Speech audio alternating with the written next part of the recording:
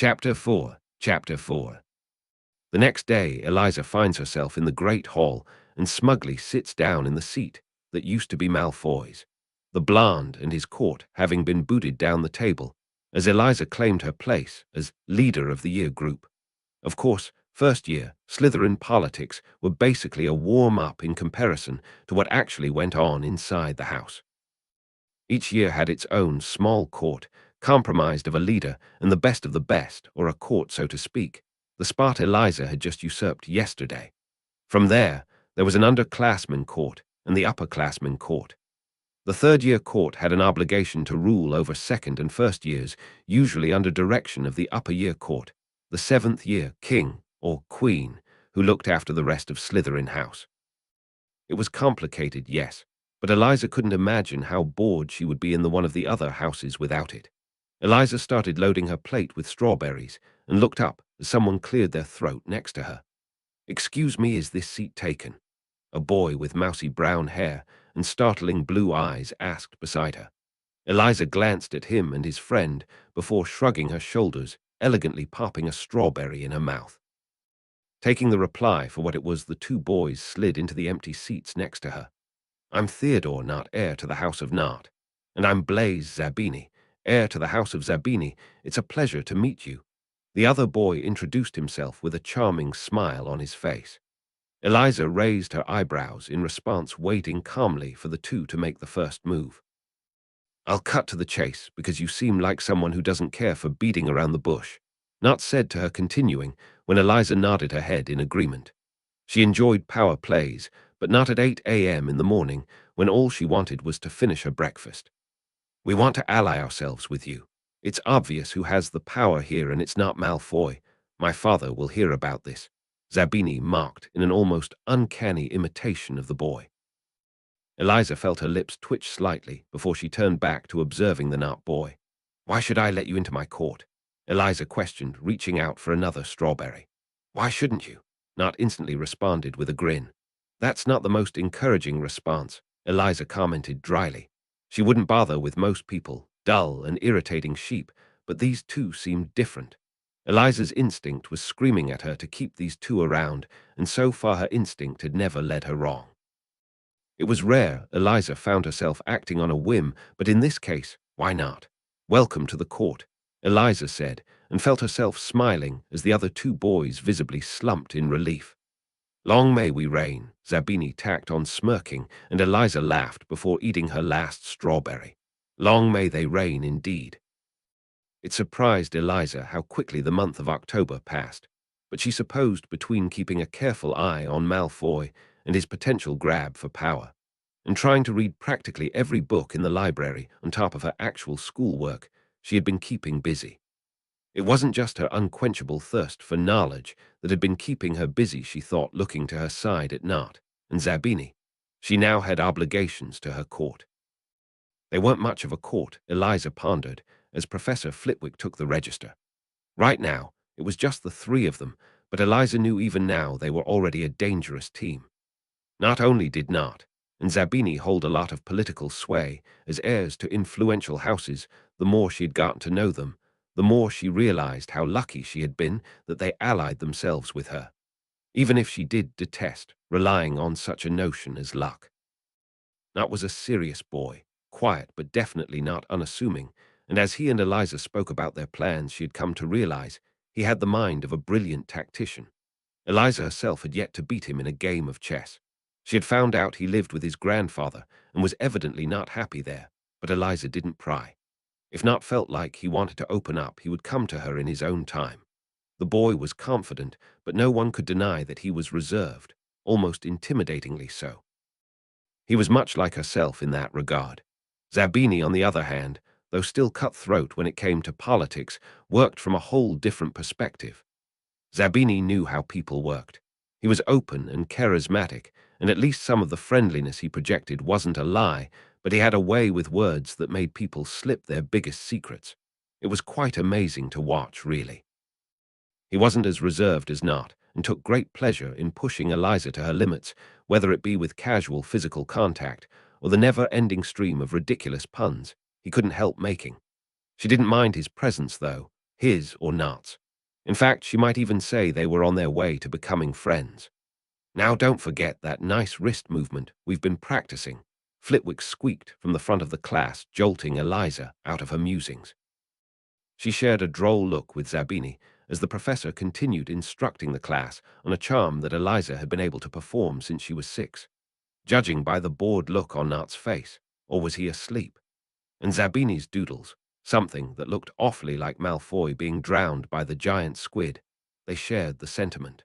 The Gryffindors immediately began furiously casting when Flitwick gave them the go-ahead to cast.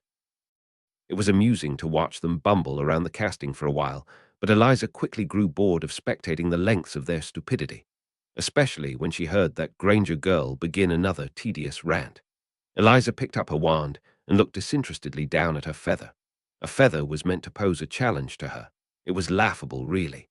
Wingardium Leviosa, she said with a casual flick of her wand, smiling as the magic rushed through her. She was sure the feeling of casting would never get old.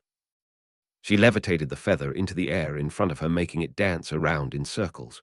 She smirked softly as she levitated the feather towards the sleeping Nat and tickled it under his nose. The boy jumped with a start, almost falling out of his chair, and Zabini burst into laughter before Eliza flicked her wand again and had Zabini's own feather hit him in the face. The two boys turned to look at her with an equal look of betrayal that made Eliza laugh softly. Why? Nat asked tiredly and groaned when Eliza simply shrugged her shoulders, smiling. Oh, excellent, Miss Potter. 10 points to Slytherin. Eliza accepted the points with a humble smile as she floated the feathers back to her desk. And when Malfoy's feather burst into flames from his rage-fueled casting, Eliza didn't laugh at his failure. Instead, she politely offered to help with his lackluster spellwork. Eliza couldn't quite name the shade of red he had turned, but at the very least it was satisfying to watch. Later that day, they all began making their way to the Great Hall for the Halloween feast. She knew that some part of her ought to be sad. After all, 11 years ago today, her parents had died saving her life, but Eliza felt detached. She heard stories about James and Lily Potter and still felt like they were just strangers. Eliza had spent most of her life wishing she had a family, but with every missed opportunity, she came to acknowledge she would only ever have herself. James and Lily Potter did nothing to change that harsh truth. Eliza took a seat at her spot of the table, flanked by Nat and Zabini, observing the tacky decorations. Live bats fluttered around the hall, and floating pumpkins were suspended from the ceiling amidst the usual floating candles. She was decidedly unimpressed. I didn't think wizards celebrated Halloween, Eliza said, scrunching her nose as the ghosts swooped in to join the festivities.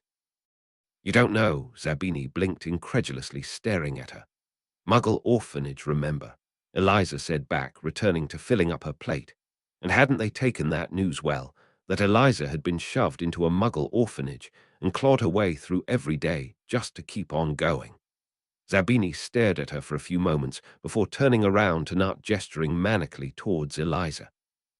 Explain it to her, he hissed, and Eliza let a small, amused smile slip onto her face as Nat groaned, as if Zabini had just requested him to hold up the sky itself. Most wizards don't. In fact, Halloween is a new tradition that whatever Nat was going to explain was cut off when Quirrell came sprinting into the hall. Troll, he wailed, as he ran down the aisle. Troll in the dungeons thought you ought to know, he gasped before promptly fainting. The calm lasted approximately 5 seconds before the hall burst into panic. The uproar didn't calm until Dumbledore rose his voice. Prefects, lead your houses back to the dormitories immediately, he ordered as everyone scrambled to meet his demands. Sit down, Eliza ordered as her year mates went to hurriedly follow his orders. They all looked at her with equal expressions of confusion, even Nat and Zabini, who she had thought would be smarter than the rest of the rabble. We are not going to our dormitories, which are in the dungeons, when there is a troll loose, Eliza explained, tightly scanning the hall for a sign of any competency. The others seemed to settle down, then even Malfoy taking her orders to heart. At least when it counted, they listened to her.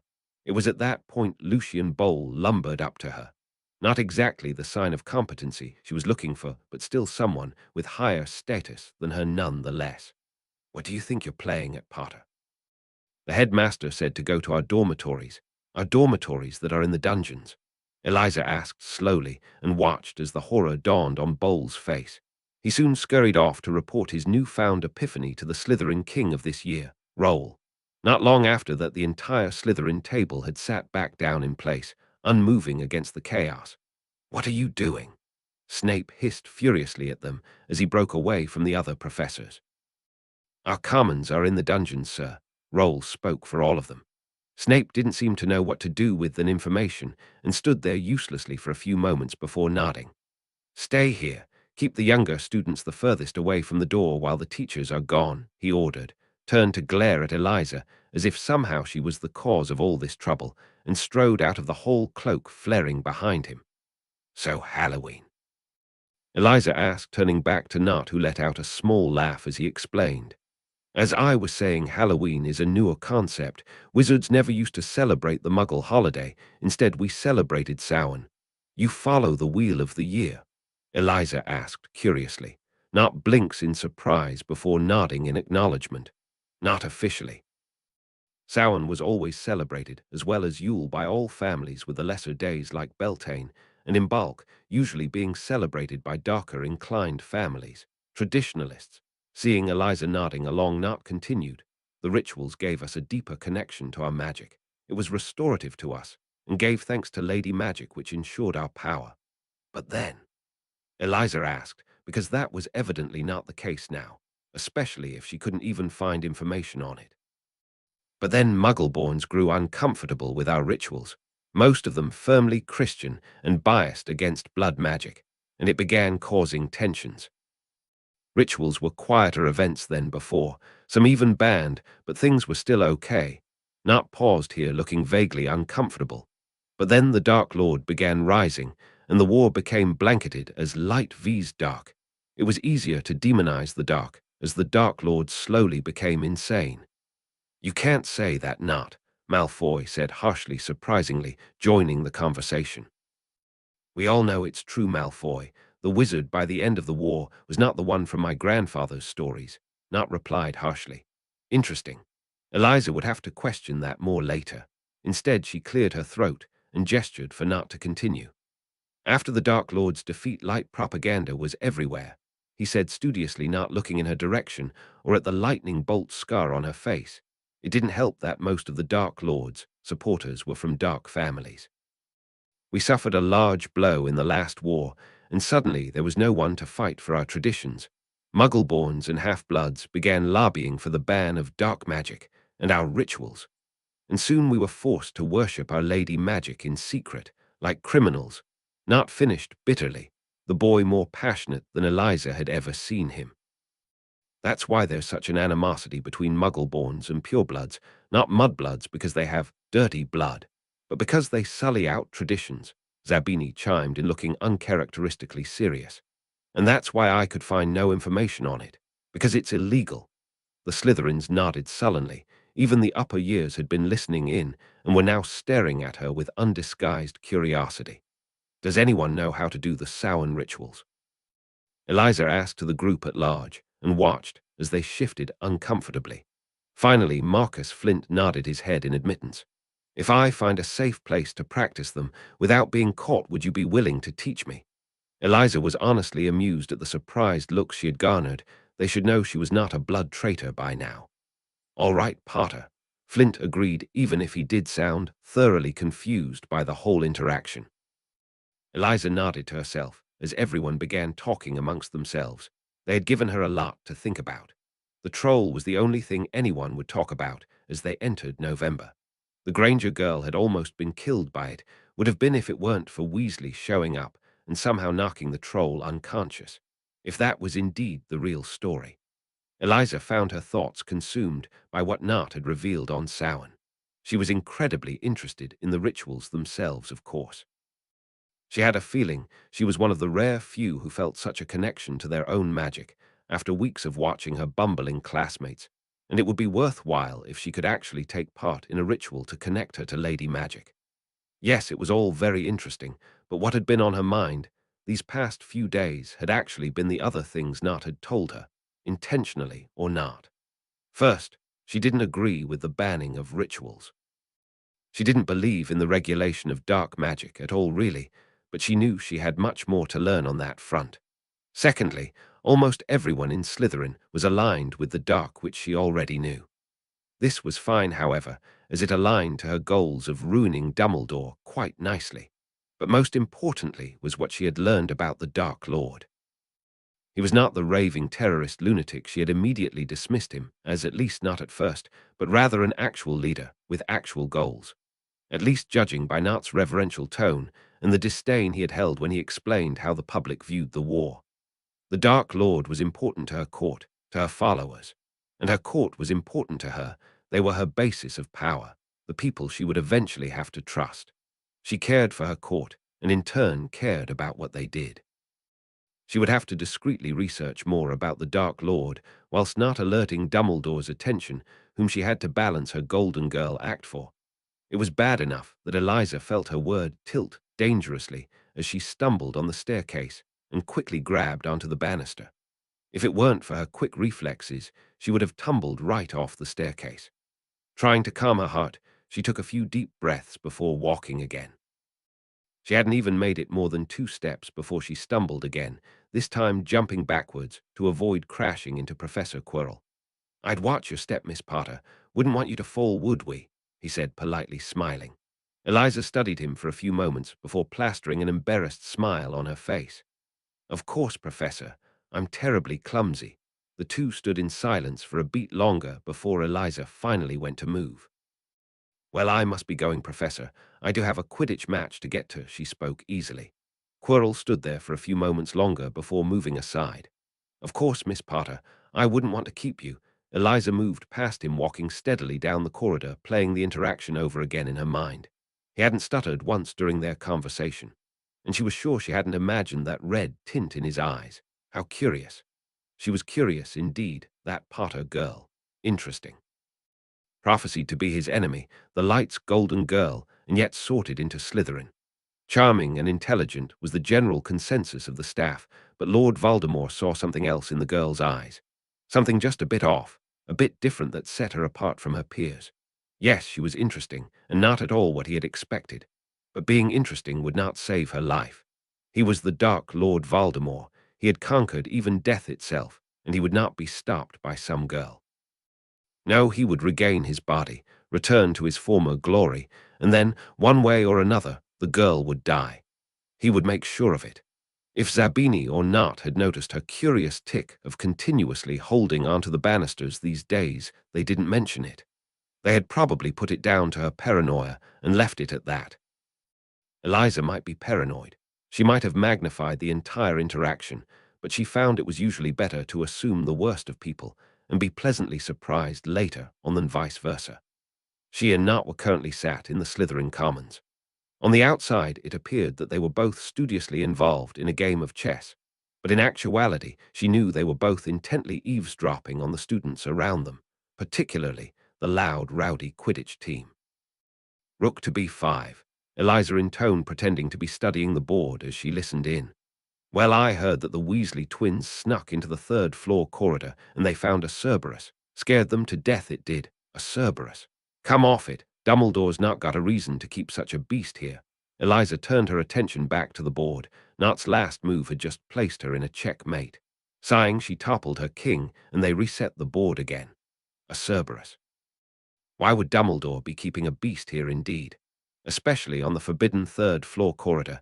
It was like he was guarding it, or guarding something else. Didn't Hagrid say he had picked something up from Gringotts for Hogwarts on the day the very same vault had been broken into?